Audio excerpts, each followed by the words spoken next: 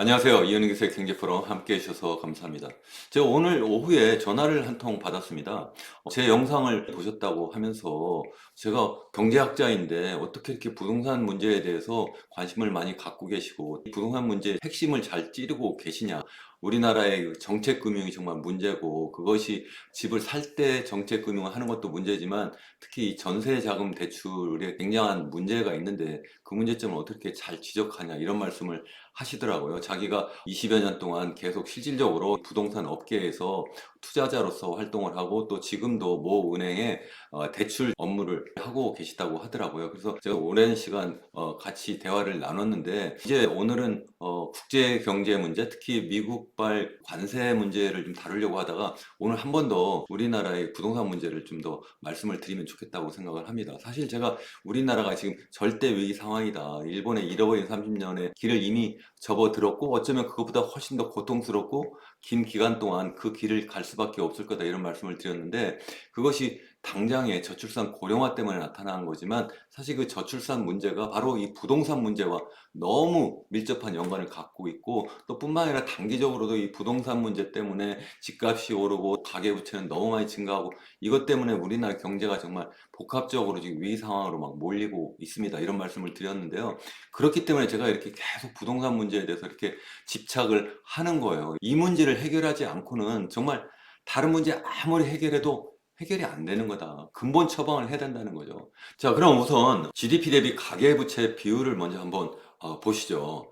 지난해에 GDP 대비로 가계부채 비율이 90.5%라는 거예요. 올해도 적어도 90.5% 이상 올라가지 않도록 관리를 하겠다. 이렇게 현 정부에서 발표를 하고 있는 상태입니다. 그런데 지난해 6월까지만 해도 한국은행 추계로는 GDP 대비 가계부채 비율이 102% 정도 수준이었어요. 그러다가 6월부터 GDP 기준연도 바꾸고 그러면서 이게 90% 초반으로 바뀌어졌어요. 그러니까 실질적으로 낮아진 것이 아니라 추계 방법이 지금 바뀌어서 그렇다. 어쨌든 뭐 100% 초반이든 아니면 90% 초반이든 이 정도면 OECD 국가들 중에서 한 세 번째 내지 네 번째로 높은 수준입니다. 이렇게 말씀을 드렸어요. 어쨌든 이렇게 높다 보니까 정부에서도 이제 가계대출 더 이상 늘리면 안 되겠다. 이렇게 현재 이야기는 하고 있어요. 그래서 뭐 금융기관더러 뭐 가계부채 너무 방만히 이렇게 계속 확장하지 마라 하고 있는데 한편으로는 60조 원의 정책 대출은 계속한다. 그러니까 지난해에도 정책 대출이라는 이름으로 60조 원이 나간 거예요. 정책 대출이라는 게 뭐예요? 특례 보금자리론 아니면 신생아 특례 대출 이런 이름으로 해서 실제 시중 금리보다 1% 내지 2% 정도 포인트 정도 더 낮게 돈을 빌려주는 거예요. 그렇게 젊은 사람한테 돈을 빌려줘가지고 이거 가지고 집 사라 이렇게 하는 거예요. 그러니까 언뜻 들어보면 그럴듯한데 그게 결국 젊은 사람들로 하여금 자꾸 집을 사게 하고 그래서 집값을 띄우는 문제가 생기고 또 그렇게 해서 그 젊은 사람들이 가계부채가 자꾸 늘어나는 문제가 있습니다. 이렇게 이야기를 했잖아요. 더더욱 제가 이게 90.5% 또는 뭐 100% 초반이다 이렇게 해도 큰 문제라고 말씀드렸는데 그 전세보증금까지 포함하면 무려 GDP 대비 136%라는 말씀도 제가 드렸잖아요. 이건 제가 계산한 것이 아니라 서울대 경제학과의 김세직 교수가 계산한 거다. 이렇게 제가 말씀을 한번 드린 바도 있는데 사실 한국경제연구원에서도 2년 전에 비슷한 연구 보고서를 낸 적도 있어요. 그때도 GDP 대비 130% 정도 수준입니다. 그렇게 하면 OECD 국가 중에 단연코 1위라는 거죠. 스위스가 118% 정도 되는데 우리나라는 136%니까 제일 높다.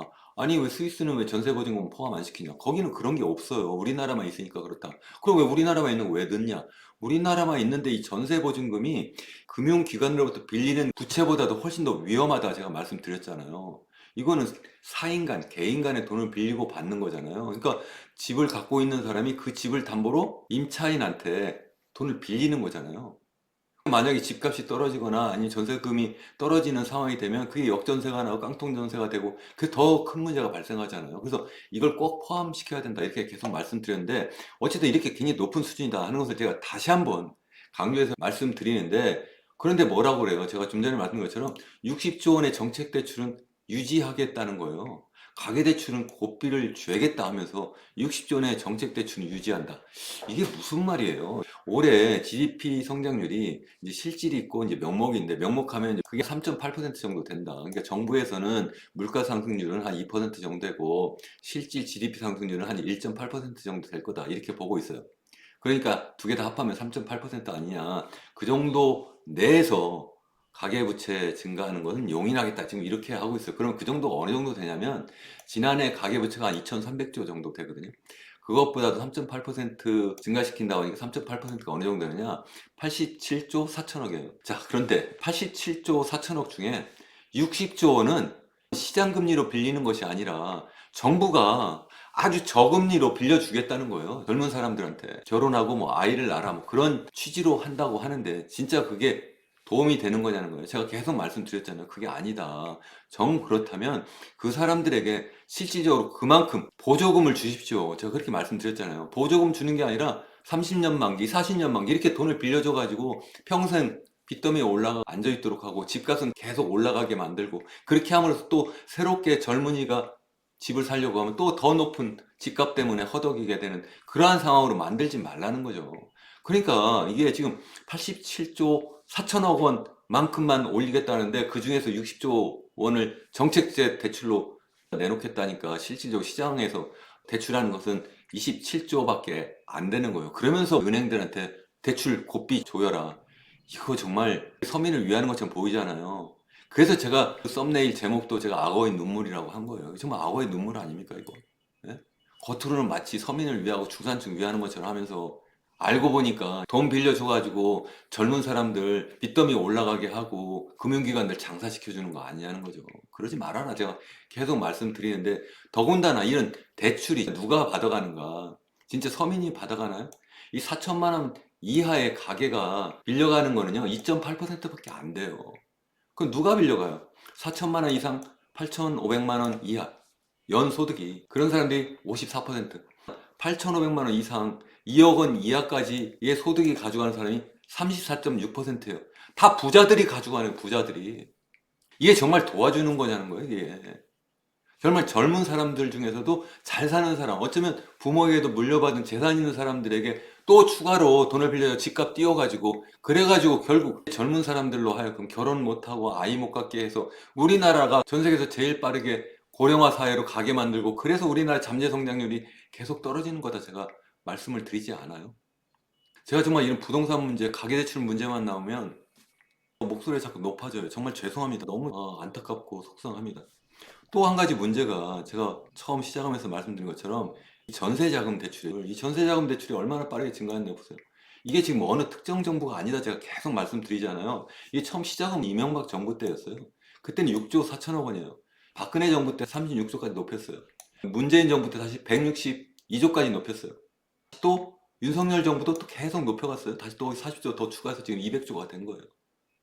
12년 만에 무려 전세자금 대출이 30배 이상 증가했어요. 그 뭐가 문제냐? 정말 문제가 없습니까? 전세자금 무조건 100%다 빌려주는 거예요. 내가 예를 들어서 5억짜리 전세를 들어가겠다. 그럼 5억을 다 빌려주는 거예요. 그리고 또 그것도 부족해서 만약에 전세 보증금을 돌려받지 못하면 100% 그걸 보증을 해줘요.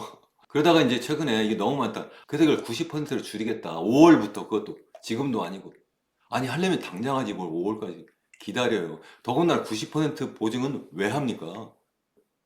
이렇게 하니까 집주인들 입장에서 생각하면 전세금 높여도 세입자들은 쉽게 들어오고 임대인은 그거 빌려줘가지고 갭 투자하러 가는 거예요. 그래가지고 또 다른 집을 사러 가는데 결국 그만큼 우리가 세금 내가지고 도와주는 게 되는 거고 또 그분이 만약에 다른 데 가가지고 전세를 들어가면 또 전세 대출을 얻을 수 있고 거기도 또 100% 보증을 해줘버려요. 이렇게 하면서 계속 먹이사슬을 만들어 주면서 집값을 띄우는 게 되는 거 아니냐는 거예요. 지금 90%까지 떨어뜨린다고 하는데 이건 정말 원발에 오줌 누는 거 아니냐 전 그렇게 생각을 합니다.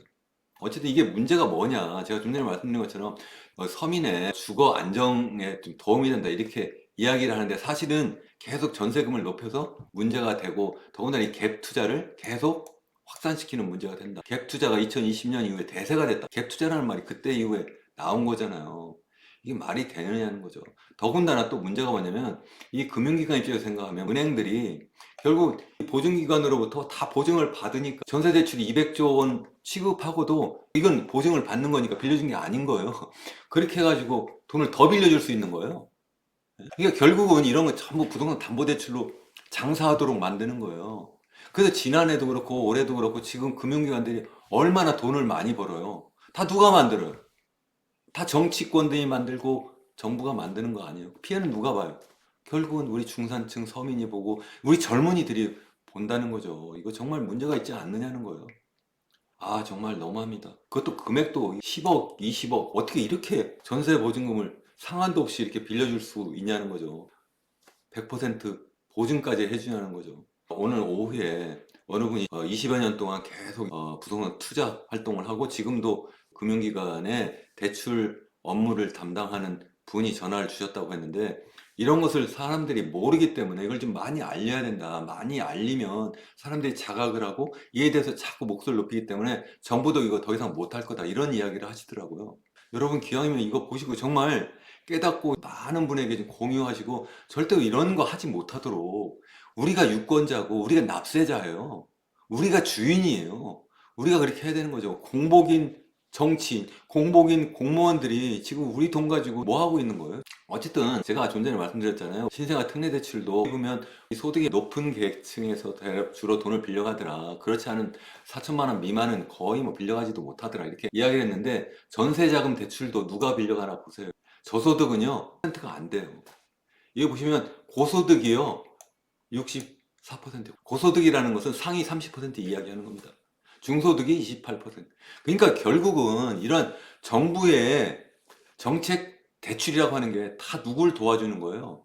물론 저도 상위 30% 들어가는 사람이에요.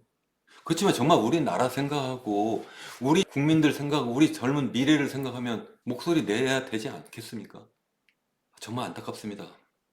제가 한번 말씀드린 적도 있는데, 청년주택 드림 대출이라는 게 있다는 거예요. 또 올해부터 하겠다는 거예요.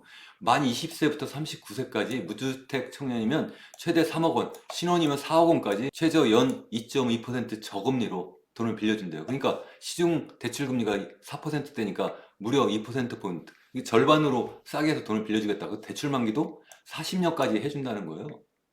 아니, 무슨 20살짜리가 집을 사요. 예전에 40대, 50대가 집을 샀는데 특례 보금자리로 신생아 특례 대출 해가지고 자꾸 젊은 사람들 빚내서 집 사게 해가지고, 여기 보세요. 30대가 2023년부터 부동산 큰 손이 된 거예요. 이거 왜 그래요? 2023년부터 특례 보금자리론 그리고 신생아 특례 대출을 했기 때문에 이런 거예요. 이게 정부가 이렇게 만들어 놓은 거예요. 그래서 제가 악어의 눈물이라는 거예요. 도와준 것처럼 하죠. 이 사람들이 막 돈 빚내서 집 사게 만들어 집값 띄우고, 그래가 이 사람들 빚더미 올라가 앉아 이렇게 만들고 있다는 거죠. 그래가지고 누구 좋은 일 시키냐? 요충지에 비싼 집 갖고 있는 사람들, 그리고 금융기관들 부자 만들고, 그래서 입속 챙기게 하는 거 아니냐는 거죠. 국민의 세금을 받아 먹으면서 어떻게 이런 정책을 쓰는지 정말 모르겠어요. 기재부 장관님, 국토교통부 장관님, 제 말이 틀렸나요? 정말 여쭤보고 싶습니다. 제가 계속 말씀드리잖아요. 젊은 사람들, 결혼하고 아이 갖는 사람들은 보조금을 주십시오. 싱가포르 좀 보세요. 해야 되는 정책도 있어요. 우리나라의 부동산 세제를 정말 보유세는 높이고 거래세는 낮춰야 된다, 이런 말씀도 드리고, 또 공공주택을 많이 줘야 된다, 이건 해야 된다는 거고요. 하지 말아야 된다는 건 뭐냐면, 제발 좀 이러한 특례 이름 붙여가지고 마치 도와주는 것처럼 하는, 빚내서 집 사라는 정책, 빚내서 전세 들어가라는 정책 하지 말아달라는 거예요. 예? 그것도 안 되니까 이제는 20대한테 해라, 그런 정책을 어떻게 쓰십니까? 정말 속상합니다. 제가 오늘 부동산 이야기하면서 다시 또 목소리가 높아져가지고 정말 죄송합니다. 고정 댓글에 제가 최근에 출판한 절대위기? 주식회사 대한민국, 그 책을 주제로 간단한 포럼을 하려고 해요. 4월 4일 저녁 7시 반, 2시간 정도 하려고 하는데요. 아직도 자리가 좀 남았거든요. 지금 고정 댓글에 가셔가지고 신청 링크가 있으니까 신청해서 같이 만나서 정말 이 세상에 무슨 문제가 있는지, 우리가 어떻게 바꿀 수 있는지 같이 좀 고민하고 대안을 좀 찾아보면 좋겠습니다. 여러분 끝까지 시청해 주셔서 감사합니다.